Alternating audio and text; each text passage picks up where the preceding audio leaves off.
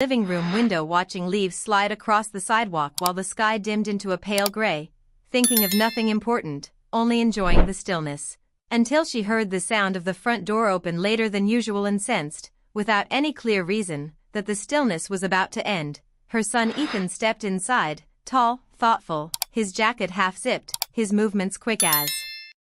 if he wanted the moment to pass, and he smiled at her, but the smile felt practiced, thin, not the easy one she knew, and Margaret noticed it instantly because mothers always do, especially mothers who have raised a child alone through grief and growth, teaching him values not with lectures but with presence, patience, and example. Ethan had returned home after college only 3 months earlier, saying he needed time to figure out his next step, and Margaret had welcomed him without question. Proud of the man he had become, polite, gentle, careful with words, and confident that the respect she had taught him was rooted deeply enough to guide him even in confusion, yet that night something in his eyes looked unsettled, as if he were carrying a thought too heavy to speak, and when Margaret asked how his day had been, he answered quickly, "Fine," then moved toward the stairs before she could ask more, leaving behind a silence that felt sharper than his words. Margaret told herself not to overthink it, reminding herself that young adults change, that distance is natural. But as she turned back to the window, a memory surfaced uninvited, one of her late husband reminding her years ago that intuition is often truth knocking softly, and she felt a small ache in her chest, not fear, not anger, but a quiet awareness that something important was beginning. Over the next few days, that feeling grew stronger as small details refused to fit together. Ethan spending more time on his phone, stepping outside to take calls, laughing softly and then going quiet when she entered the room, and Margaret, who respected privacy, tried to ignore it, yet she could not ignore the way her own life seemed to tilt slightly, as if she were standing on ground that had started to shift. On Wednesday afternoon, while organizing returns at the library, Margaret received a call from Claire Bennett, her closest friend for over a decade, and the sound of Claire's voice alone made Margaret pause because it carried a strain she had never heard before, tight and careful, like someone choosing each word as if it might break something fragile. And when Claire asked if they could meet later, just to talk, Margaret agreed without hesitation, unaware that this conversation would pull the thread that unraveled everything. They met at a small cafe near the river, a familiar place filled with soft music and quiet conversations, and Claire arrived early, her coffee untouched, her hands folded together as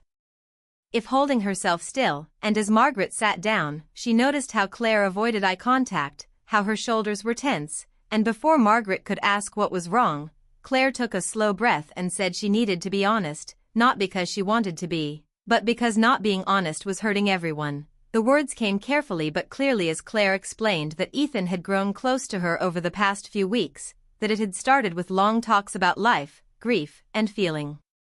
lost, conversations that felt harmless at first, even supportive, but had slowly crossed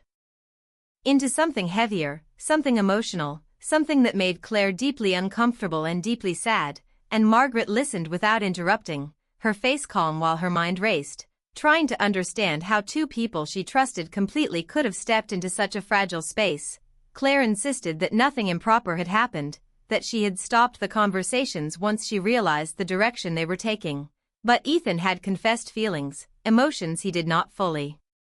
understand, and that confession alone had shattered something sacred, not because of romance, but because of the meaning behind it, the line it crossed, the trust it bent. Margaret felt the weight of the moment settle over her slowly, not like a storm, but like a heavy fog, dulling sound, dulling thought, and she realized that the pain she felt was not jealousy or betrayal in the usual sense, but grief for a boundary that had been touched without care, a boundary she believed protected both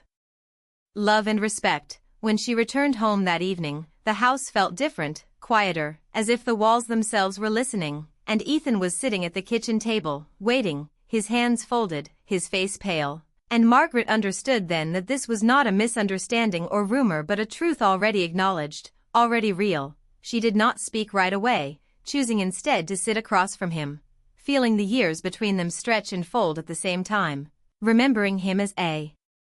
child who once asked her why some rules mattered even when no one was watching, and how she had answered that rules exist to protect what we love, not to control it. As Ethan looked up, guilt written clearly in his eyes, Margaret felt the first quiet break inside her. Not loud, not dramatic, but deep, and in that moment she knew that the peace she had felt only days earlier had been real, but fragile, and that its ending marked the beginning of a truth she could not turn away from, no matter how painful it would be to face. The days after that evening moved quickly, not in events but in emotion, as if time itself had decided to rush forward while Margaret struggled to keep her balance, and the house that once felt safe now felt careful, filled with pauses and half-spoken words, because although Ethan remained polite and present, there was a distance in him that felt heavier than silence, and Margaret sensed he was waiting for her to speak first, to name what both of them already knew, yet she needed clarity before confronting him, so she reached out to Claire again, asking for honesty without protection or softness, and when they met the second time, Claire spoke openly, explaining how the bond with Ethan had formed slowly, how shared loneliness had turned into long conversations, and how admiration had quietly slipped into attachment before either of them fully noticed, and Margaret listened with a steady face while inside her heart struggled to understand how affection, when left without limits, can grow into confusion even without intention. Claire admitted she felt seen and valued during a time when she herself was rebuilding after divorce, and Ethan, searching for direction and identity, found comfort in someone who listened without judgment, but comfort had shifted into emotional dependence, and that shift was where the line broke, because Margaret realized that while no rules had been spoken, the meaning of those relationships was clear, and once crossed, even gently, they leave marks. When Margaret returned home, she chose not to delay the conversation any longer, because silence had begun to feel like permission, and she found Ethan in the backyard, staring at the sky as if answers might fall from it, and when she called his name, he turned slowly, already bracing himself, and she told him she knew everything, not in anger, not with accusation, but with calm honesty that left no room for denial. Ethan spoke quickly then, words spilling out in confusion, explaining that he never planned for feelings to grow, that he felt lost after college, unsure of who he was or where he belonged, and that talking to Claire had made him feel understood in a way he hadn't felt in a long time, and Margaret listened without interrupting, even as each sentence landed like a small wound, because what hurt most was not his feelings but his lack of awareness about what those feelings meant. She told him that emotions are not wrong, but following them without wisdom can cause harm, especially when they reach into spaces meant to be protected by respect and restraint, and Ethan lowered his head, finally seeing that this was not about romance or age, but about trust, roles, and responsibility, things he had been taught but had failed to recognize in the moment. As they talked, the conversation moved fast and deep, cutting through excuses and landing on truth, and Margaret explained that sacred lines are often invisible, yet they exist to preserve dignity for everyone involved, and crossing them, even without physical action, can break bonds that take years to rebuild, and Ethan admitted he felt ashamed, not because he had been rejected, but because he realized how his actions placed emotional weight on others without considering the cost. Later that night, alone in her room, Margaret reflected on how easily loneliness can disguise itself as connection, and how even good people can make painful mistakes when searching for meaning, and she felt a deep sadness, not just for herself, but for Ethan, who was learning a hard lesson far earlier than he expected. The following days were marked by quiet understanding rather than tension, as Ethan took responsibility by creating distance, stepping back from all contact with Claire, and focusing instead on rebuilding trust at home. And although Margaret appreciated the effort, she knew that understanding did not erase impact, because once a line is crossed, the relationship on the other side is never quite the same. Still, she chose patience over punishment, believing that growth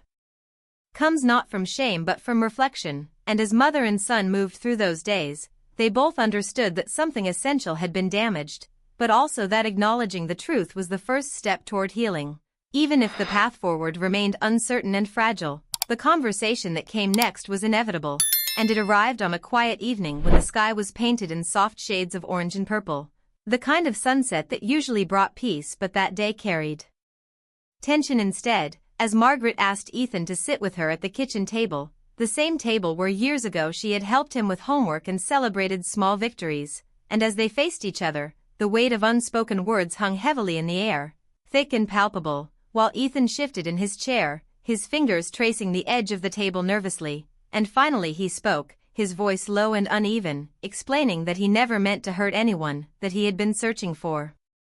connection, understanding, and support after the uncertainty of college and early adulthood, that Claire had been someone who listened without judgment, and that over time, feelings had grown in ways he hadn't planned, emotions he didn't fully understand, and guilt that now felt overwhelming. Margaret listened carefully, her expression calm yet full of the quiet gravity that only a parent with years of experience could carry, and she chose her words deliberately, saying that feelings themselves are natural, but acting on them without awareness or consideration of boundaries can cause real pain, especially when those feelings involve people and roles meant to be protected, roles defined not by laws but by love, trust, and respect. And Ethan nodded, tears forming in his eyes as he realized the depth of what he had done, the unintentional but very real emotional consequences of crossing a line that should have remained sacred. She explained that growth comes not only from freedom to feel, but from understanding the responsibility that comes with those feelings, that relationships carry weight, and that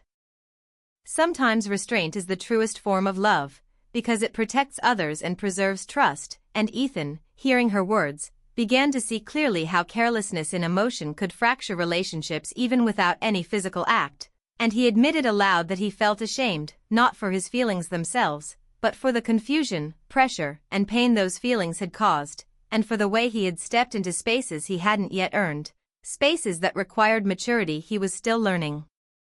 to develop. As they talked, Margaret encouraged Ethan to reflect on his actions, to understand that recognition and accountability are necessary steps in healing, that admitting a mistake is not weakness but the first part of building integrity, and that sometimes the hardest lessons arrive quietly but leave marks that shape character permanently. And Ethan listened, slowly absorbing each thought, feeling the weight of responsibility settle on his shoulders in a way that was both humbling and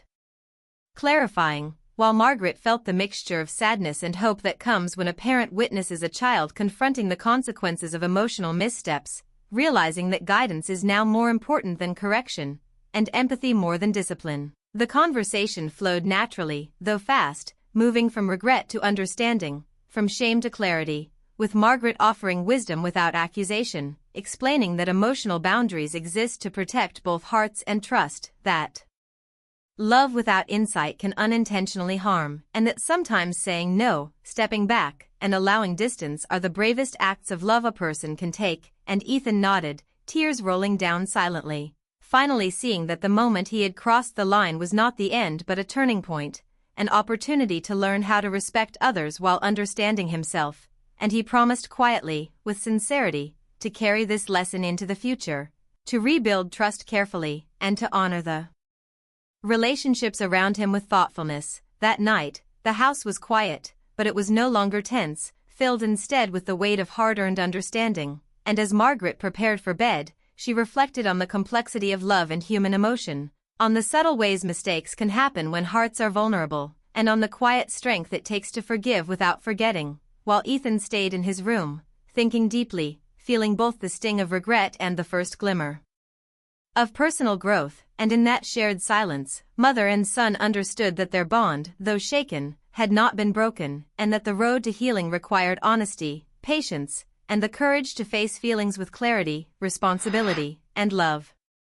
Time moved forward slowly yet insistently, as if the house itself was adjusting to the new reality that had settled over Margaret and Ethan. And in those weeks that followed, the tension that once hung thick in the air gradually transformed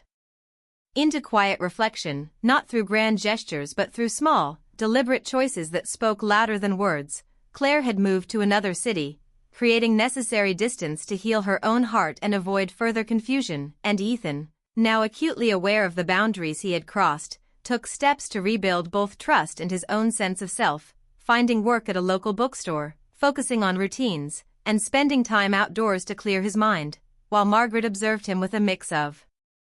concern, relief, and cautious hope, understanding that growth is often invisible in its early stages, seen only in consistency, effort, and the subtle ways a person learns to carry responsibility without complaint. Their conversations became different, no longer about small daily matters or casual news, but about emotions, choices, and life, about what it means to care for someone while respecting limits. And Margaret gently guided him, offering advice without judgment, reminders about empathy,